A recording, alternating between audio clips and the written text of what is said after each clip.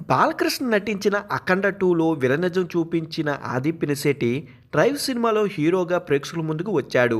కానీ ఈ 2 సినిమాలు ఒకే రోజు రిలీజ్ అవ్వడం ఆశ్చర్యం. థ్రిల్లర్ డ్రామాగా వచ్చిన ఈ సినిమా ప్రేక్షకులకు ఎంత మేరకు ఆకట్టుకుందో చూద్దాం. ఆది పినిశెట్టి పర్వాలేదు అనిపించే నటన ప్రదర్శించాడు, కానీ అది సినిమాకు ఏ మాత్రం లేపలేకపోయింది. హ్యాకర్తో అతను సంభాషణ కొన్ని పర్వాలేదనిపించినా వాటి ప్రభావం పరిమితంగానే అనిపిస్తుంది. క్లైమాక్స్లో సత్యదేవ్ ప్రత్యేక ఆకర్షణగా నిలుస్తాడు.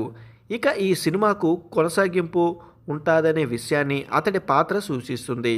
లొకేషన్ ఎంపికలు మరియు సమర్థవంతమైన కెమెరా పనితనం కారణంగా కొన్ని విజువల్స్ అప్పుడప్పుడు ఆకట్టుకుంటాయి.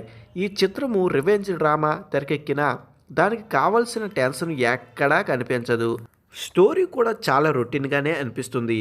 హ్యాకర్ అసలు ఉద్దేశం ఏమిటి అనే విషయాన్ని పూర్తిగా రివీల్ చేయలేకపోతారు. అతని సామర్థ్యాన్ని బట్టి అతను వెంటనే సమస్యను పరిష్కరించుకోగలడా లేదా తీవ్ర నష్టం కలిగించగలడా. అయినప్పటికీ స్క్రిప్ట్ అతన్ని కేవలం రివెంజ్ తీర్చుకునే పాత్రకే పరిమితం చేస్తుందా.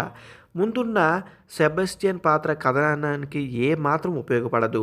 ఆమె సన్నివేశాలు ఎక్కువగా సీరియస్ సీన్స్లో రావడం, తరచూ కోచింగ్ చేయడం వంటివి చేస్తుంది. దీంతో సీరియస్ మూమెంట్స్ కూడా కామెడీగానే అనిపిస్తాయి. చాలా సన్నివేశాల్లో అసలు లాజిక్ కనిపించదు.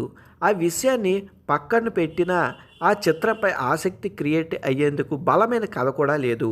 ఆది పినిశెట్టి 'అఖండ 2లో ఒక పావుగంట పాత్ర చేసిన అందులో కూడా పర్వాలేదు అనిపించాడు, ఇందులో పర్వాలేదు అనిపించాడు. ఓవరాల్గా చూస్తే 'డ్రైవ్' ఎటువంటి కొత్తదనం లేని డల్గా సాగే రివెంజ్ డ్రామా. కథ కూడా బలహీనంగా ఉంటుంది. ప్లాట్ ఎంగేజింగ్తో ఈ చిత్రం ఎలాంటి ప్రభావం చూపదు. ఆది పినిశెట్టి నటన వృధా అయినట్లే అనిపించింది. బలమైన రైటింగ్తో పాటు బెటర్ డైరెక్షన్ ఉంటే సినిమా ఇంకోలా ఉండేది.